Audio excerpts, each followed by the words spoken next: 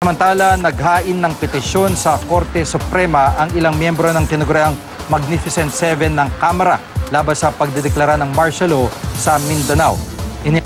Albay Representative Edsel Lagman, Akbayan Party List Representative Tom Villarin, Magdalo Party List Representative Gary Alejano, Capiz Representative Emmanuel Bellones, Ifugao Representative Teddy Bagilat Jr. at Caloocan Representative Edgar Erice.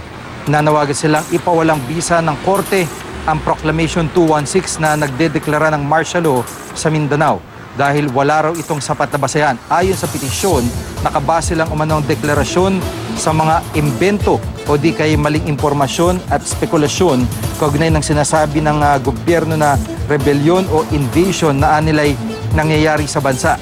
Hindi rin daw kinonsulta ng Pangulo ang kanyang mga national o mga security official kaugnay ng pagdedeklara ng martial law.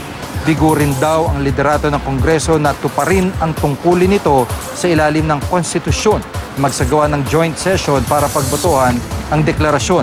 Ayon naman kay Presidential Spokesperson Ernesto Abella, karapatan ng mga kongresista na ihain ang kanilang petisyon. Naihain na raw ng Pangulo ang kanyang report sa Kongreso na obligasyon niya sa ilalim naman ng saligang batas. Ayon pa kay Abella, ang tabayanan na lang kung ano ang susunod na mangyayari.